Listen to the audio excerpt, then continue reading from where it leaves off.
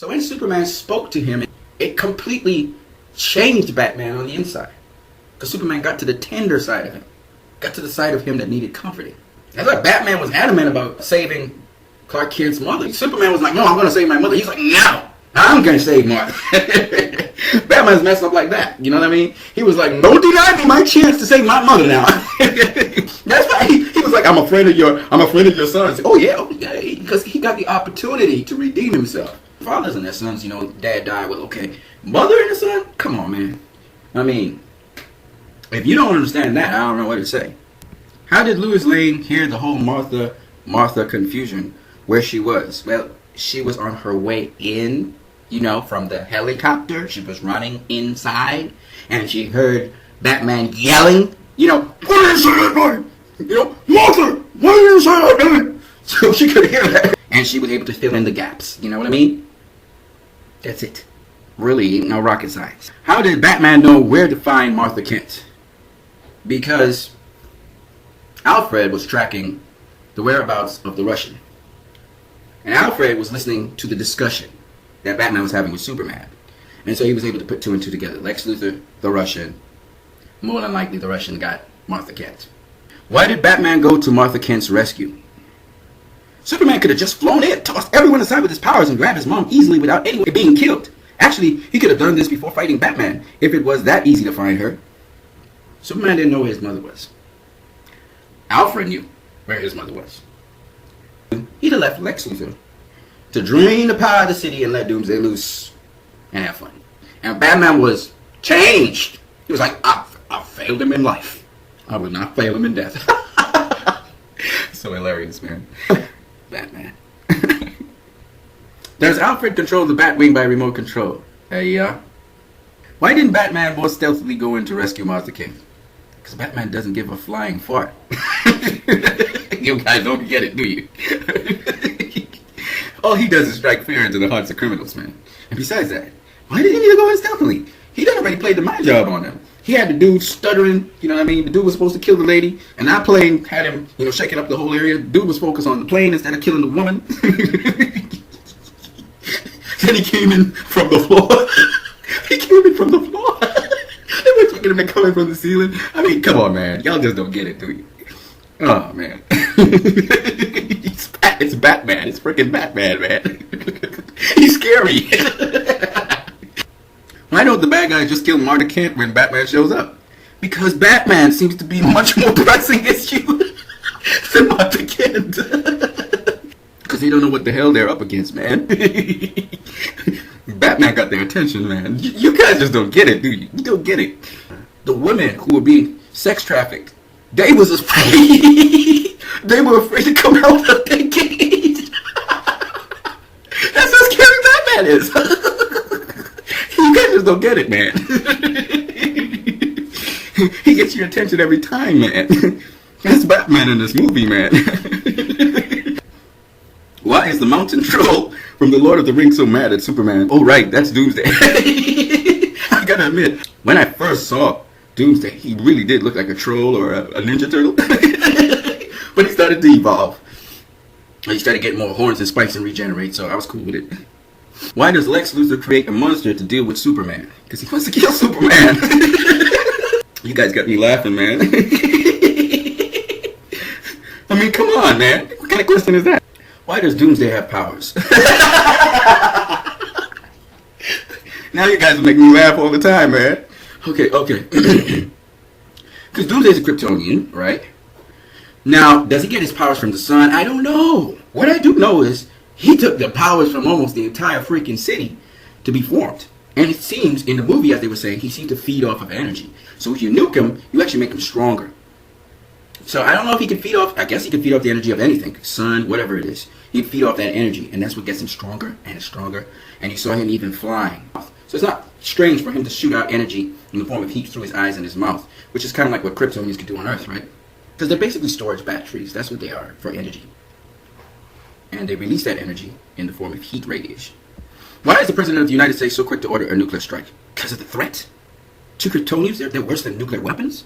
And Superman's still, he's still a subject of controversy. I mean, even in Man of Steel, they were firing on him. You remember when he was fighting Zod Day, and then he earned the trust of the people because he's an alien, guys. You gotta understand that. And they had to think quickly, so they ordered the nuclear strike to blow up Doomsday. Superman dies in the process, so be it. He's an alien anyway.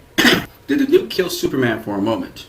No, it didn't kill him, but it definitely seriously damaged him. Why does Batman draw Doomsday towards Gotham City? He could have just gone to get the spear and come back. Oh, yeah, right. Leave Doomsday unattended. Right, on Stryker's Island. Doomsday wasn't going to follow him if he went with that safer idea.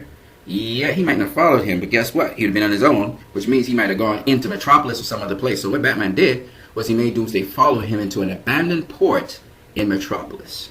Okay, where he could wreak havoc as much as he wanted to know there's hardly anybody there. Except for Lois Lane, who almost got obliterated. If she didn't dive into the pool, she was going to be dead. So she had good instincts to run back to the water, to be honest with you. Why does Batman think just because it's night that nobody is around? He didn't think that. So it's an abandoned port. You know, it's called an abandoned port for a reason. Why does Lois go back to get the kryptonite spear? That's a good question. Well, she saw the action happening. She saw a guy shooting stuff out his eyes. It's kind of remind you of Superman. So she decided to run to get the spear. She is a Pulitzer Prize winning reporter, right? I think she started to figure it out. And she was like, I need to get as far away from those guys as possible. So, she ran and she fell down, all kind of thing. I think she was trying to get to the water to dive in. I don't know if she was trying to get the spear. You know what I mean? But it just so happened she was in the same location as the spear, so Superman was able to find the spear. Why does Superman have to wield the kryptonite spear? Wonder Woman held her own pretty damn well with Doomsday. Instead of the guy who loses his power from being around it, she could have thrown the kryptonite spear directly into the villain's heart, and no heroes would have had to sacrifice themselves. Yes, Wonder Woman can kick ass. Okay, 5,000 years of fighting, damn straight. She older than them all. All right, that's the first point.